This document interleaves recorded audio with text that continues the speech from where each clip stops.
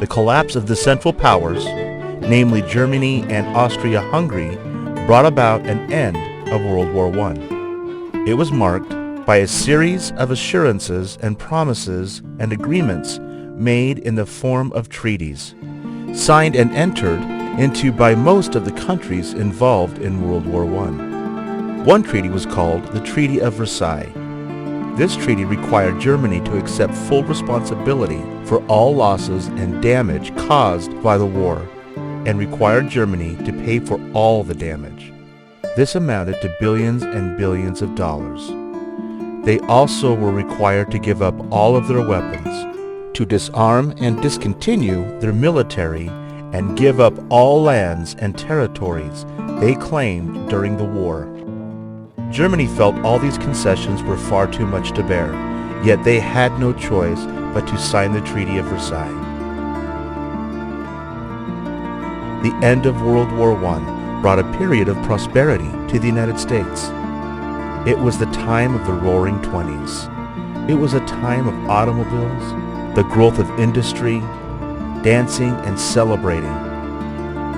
Women won the right to vote. The world was working to recover from the devastation of World War I, but the recovery was not to last. Over the horizon, a great unforeseen evil was about to appear, and the horrible death and destruction of World War I, the war which was to end all wars, would be a distant memory. The boom of the 1920s did not last. In 1929 came the stock market crash, and economies of nations around the world fell like dominoes. Jobs were scarce, money was scarce, food was scarce. Hunger and the Great Depression covered the globe. The world was ripe again for discontent, and discontent brings war. In 1933, Adolf Hitler became Chancellor of Germany. But soon after, he usurped great power to become dictator, and through his Nazi party, ruled in bloody fear and terror throughout Europe. Hitler's position was that Germany should not, could not, and would not abide by the Treaty of Versailles. An alliance was formed between Hitler of Nazi Germany, the fascist regime of Italy with its dictator Mussolini, and Emperor Hirohito of the Empire of Japan. They were termed the Axis powers. Each regime had its individual goals to expand their power and control throughout their region of the world, and though each member of the Axis agreed not to interfere with each other, they, however, did not combine their efforts. They rarely assisted each other. They did not have a master plan. Tensions ran high throughout Europe. In 1935, Benito Mussolini, the fascist dictator of the Kingdom of Italy, sought to enlarge his power and influence by aggressively colonizing across the Mediterranean Sea the country of Ethiopia and northern Africa. The Empire of Japan continued its hostilities against China and throughout Asia and the islands of the Pacific Ocean. On September 1st, 1939, Hitler's Nazi Germany invaded Poland. This bold act of violence occurred unprovoked. Poland was no threat to Germany, but Hitler's plan was to dominate and rule all of Europe and beyond. The Nazis invaded Poland. To the major countries nearby, this act of aggression could not continue unanswered. 2 days later, Great Britain and France declared war on Germany. World War II had just begun, and it was just revving up. The countries which formed an alliance to oppose the Axis nations and stop them in their pursuit of unwanted domination was called the Allied Powers, or the Allies. Members of these Allied countries were France, Great Britain, Belgium, Denmark, New Zealand, Norway, South Africa, Poland, China, Greece, the Netherlands, and the countries belonging to the United Kingdom and Yugoslavia. The Allied powers did not seek to rule the world, nor to dominate other countries. Their purpose was to form a rebellion against the Axis and their wanton disregard for human rights, and their work of invasion and widespread murder and cruel torture. Canada, Australia, Brazil, and the Soviet Union joined with the Allies. The United States of America did not join up with the Allied powers at this time. They were sympathetic with the European countries and were especially close with the United Kingdom. And though the U.S. did provide money and war materials, the memory of the ultimate cost of war through loss of life was too much of a burden, so the United States avoided fully signing on as a member of the Allied powers. They avoided it as long as they could, until an event so horrendous would cause the United States to change their position.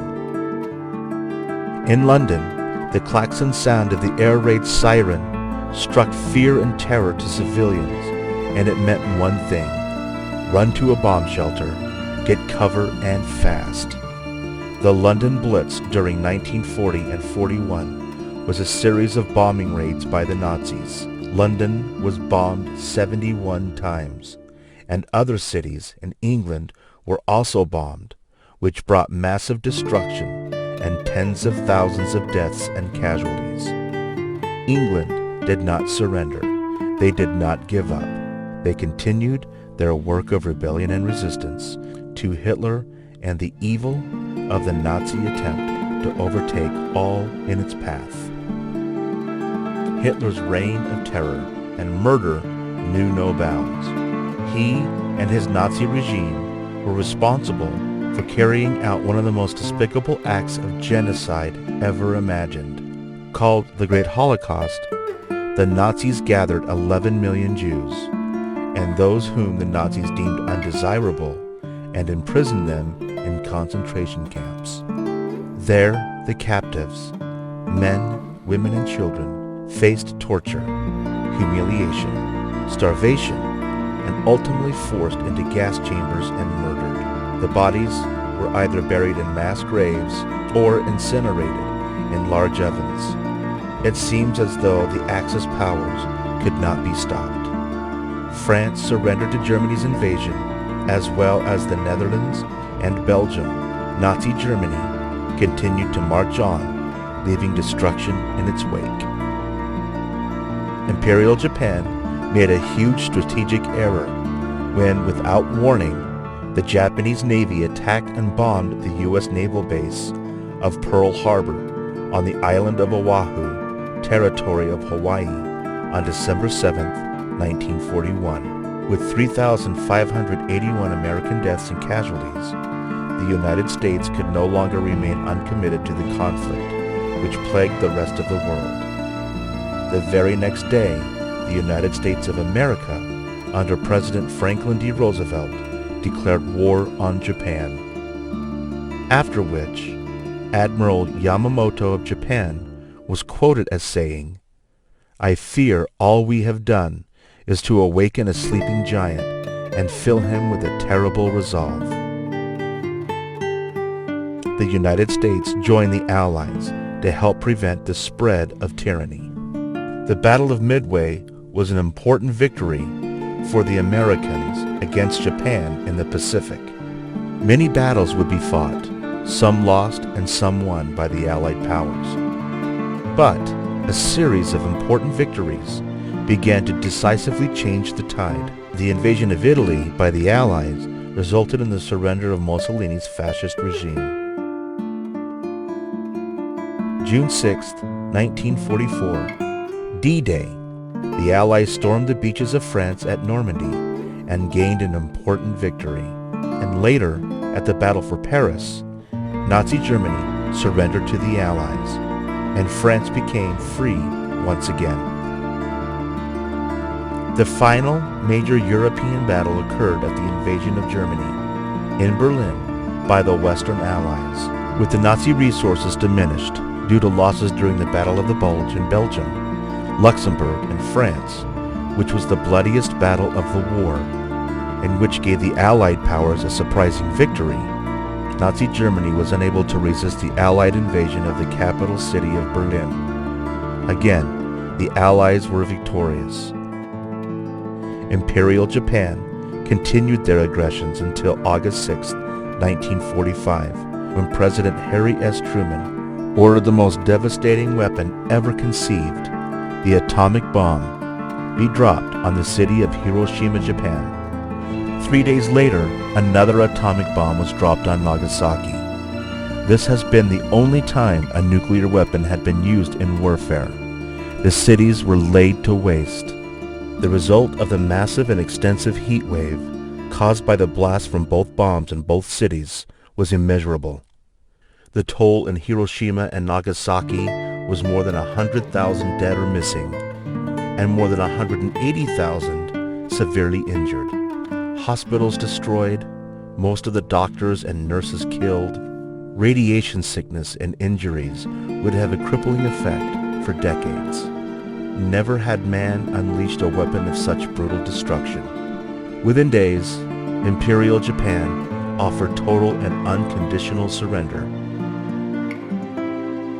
World War II brought extensive carnage throughout Europe, the Soviet Union, Hawaii, Asia, Japan, and Africa. Tens of millions killed, mostly civilians.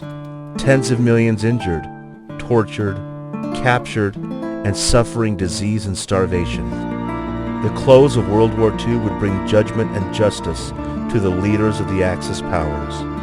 Mussolini would be executed. Hitler would be killed by a self-inflicted gunshot. For many years following, war criminals would be hunted throughout the world and captured and tried in the international courts.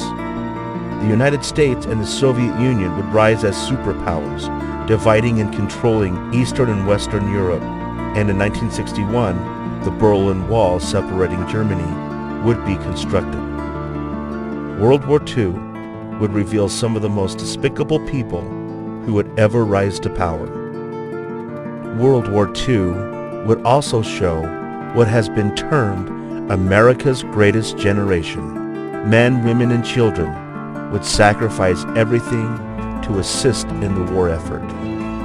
Many would sacrifice their lives for the cause of freedom and liberty throughout the world.